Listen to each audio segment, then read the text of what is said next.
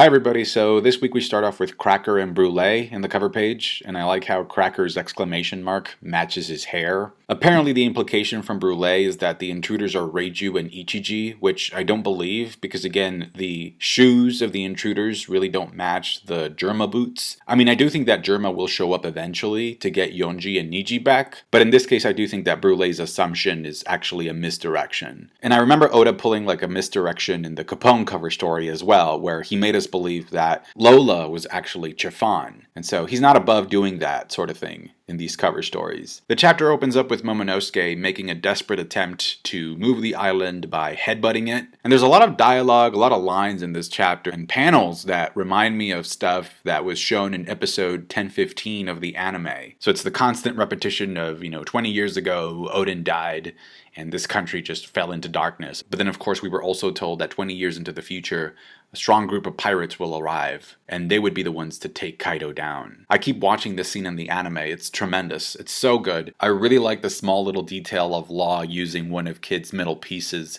to switch himself upstairs. And I also like how the transitions are kind of marked with some kind of lightning each time we cut to a different character. I've been trying to find the OST for this scene, because if I'm not mistaken, that is some mean violin being played. Now, thoughts on last night's anime episode. It wasn't as well animated as 1015, but it was still a lot of fun. It was disappointing that Kid doesn't know what Rio is, but apparently Zoro does, because he's been using it since Alabasta. We kind of get the same dialogue from Kaido where he compares Luffy to the legends. In the anime he says, "I only know a few people that can fight me," which surprisingly doesn't include any Marines, even though he's been captured by them in the past, so not sure what's up with that. And then he also adds, "Are you suggesting that you're capable of fighting me to the death?" So I'm assuming that all of those legends are capable of fighting him to the death. I like how they had Zoro make the observation that Luffy's about to use Future Sight because he's very calm in order to dodge Thunder Bagua. Zoro's comment reminds me a lot of Mihawk's comment in Marineford, where Luffy actually uses Future Sight for the first time as well. Also, apparently Kid's punk rotten technique is going to be CGI, so there's that. Anyway, Kaido starts fuming at the mouth,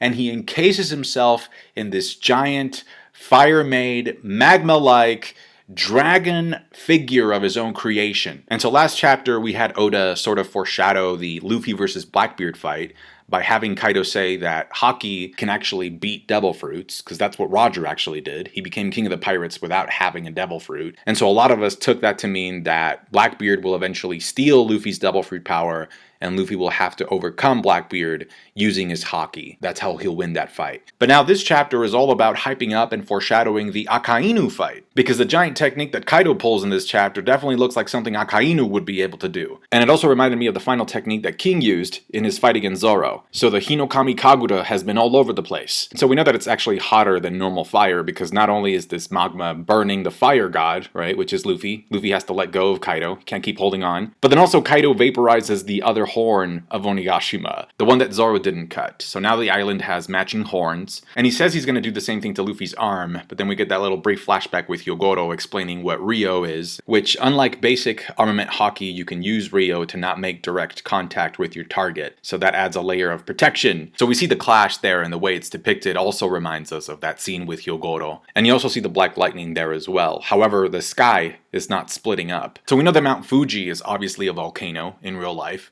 and so I'm wondering if Kaido's magma is actually going to perhaps awaken the volcano that we have in Wano. It's the only place in this arc that we know next to nothing about. Also, I feel like this is a pretty good reminder of pyrobloin, because pyrobloin is a substance that exists in the One Piece world, and it exists within Sea Stone, and of course we know that Sea Stone came from Wano. That's where it was invented. But also in Skypiea, Pagaya pretty much reveals that pyrobloin is the reason why Sky Islands even exist in the first place. Because when volcanoes erupt, they shoot the substance up into the sky. And depending on the moisture in the sky, the pyrobloin actually combines to make either island clouds or sea clouds. So in Skypiea, the Straw Hats actually run into this construction site. It's like a quarry where man-made clouds are being manufactured. And the way the clouds are being cut up and divided just reminds me of the shape of the poneglyphs, because they're like these giant blocks. And so of course we know, thanks to Nekomamushi, that the Kozuki clan of Wano were the ones who created the poneglyphs in the first place. And so we get this panel of the Kozuki clan creating these blocks and actually sort of using water to cool them off,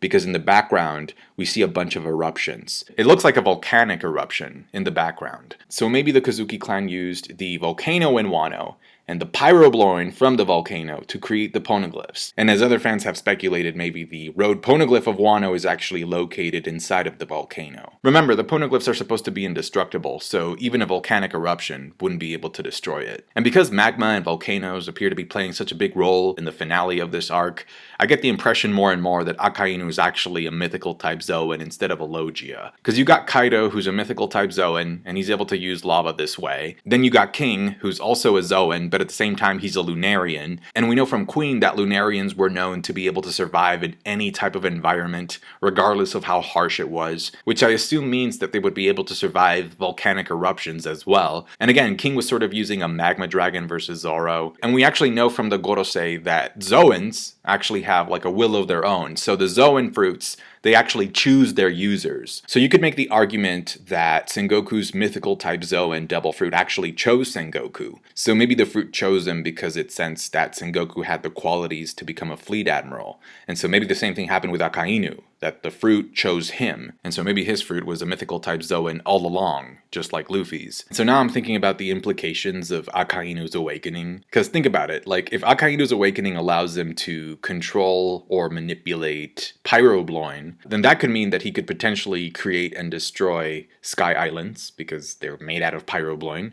He could also create and destroy Sea Stone, and then maybe he could also find a way of destroying the poneglyphs, because he doesn't care about the truth. All he cares about is his absolute justice. So he can potentially go on a rampage and destroy the poneglyphs to stop people from finding out the truth about the Void Century. He could kill Robin's Stream right there. So the ability to control Pyrobloin is going to be pretty crucial down the road. Now apparently the sound of Kaido's new mode makes the phonetic sound of Kain Daiko, which means flaming drum. And I like that because not only is it a reference to a Japanese folklore story, but it also matches Luffy's heartbeat drum, or the heartbeat of Joy Boy / Nika. So Luffy has like the drums of liberation that he activates, and Kaido has like this flaming dragon torch drum. And then the name of Luffy's attack is a reference to a monkey deity in Hinduism, which fits Luffy very well because in the mythology, this monkey tried to fly up to grab the sun because he thought it was a fruit. So Nika was known as the sun god, right? And Luffy ate the Nika no Mi. It just goes back to that. Also, this Hindu monkey god named Hanuman is also cited as being the inspiration for the Monkey King character in the famous Chinese poem Journey to the West. You know when you're in school and the teacher tells you that you have to write a 5-page paper,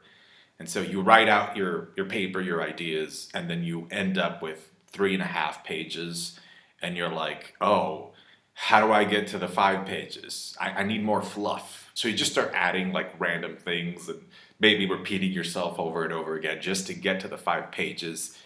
That's how this chapter felt in terms of the use of flashback. I mean, it was nice to see Yoshimaru's face in this and the daimyo rising up against Kaido, but at the same time, it's all stuff that we already knew. Like, I don't think the flashbacks in this chapter had enough new content or had enough new information in them for them to be as long as they were.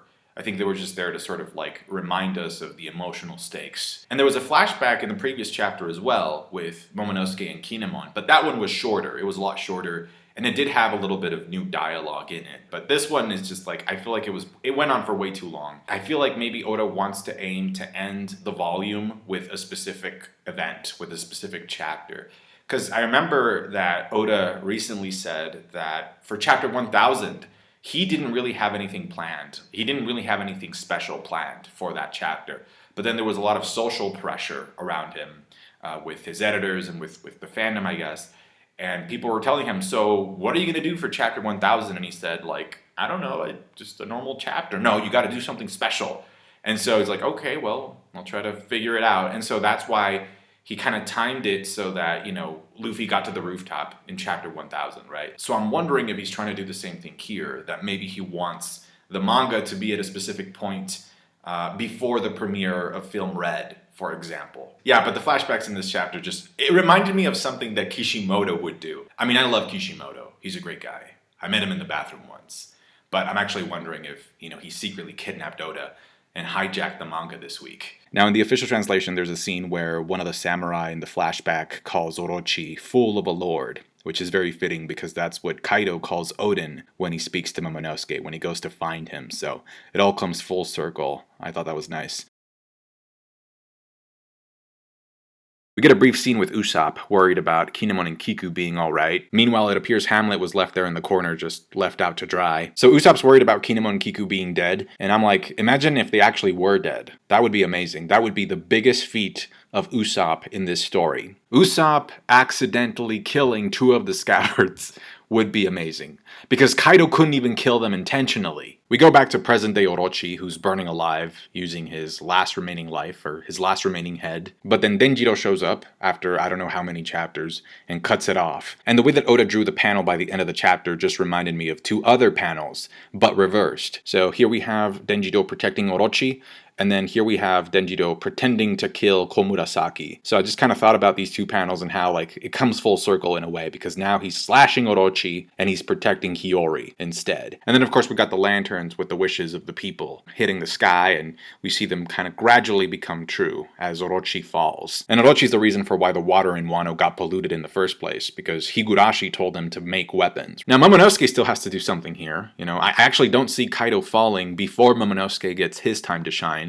because Luffy is always the finisher, right? He has the finishing blow. So Momo has to do something with the island, and then once that gets addressed, that'll free Luffy up to finish Kaido off, or, you know, to at least put in more work. Also, I thought that the way the fight is framed by the end of the chapter is very similar to when Luffy is about to win over Doflamingo. So if Luffy were to win here after this attack, the scene would be very similar to what happens at the end of Dressrosa, and I feel like Oda is more creative than that. So I don't think it's the end. I still think something else has to happen. I was thinking, like, what if it gets revealed that Luffy is actually half Lunarian, and so let's say that Kaido actually does try to burn him with his magma. Maybe Luffy gets burnt, but he doesn't kill him because he's half Lunarian, and Lunarians are known to be able to survive in pretty harsh environments. Or maybe Nika's awakening provides him with that extra Lunarian durability. And speaking of Luffy and foreshadowing, my sister recently gifted me this volume 89. So I think the color of the clouds that surround Luffy's Snake Man are actually the color that we are told Nika is. I mean, the shape of the cloud even looks like Nika's hair. So I don't know if this qualifies as legitimate foreshadowing, but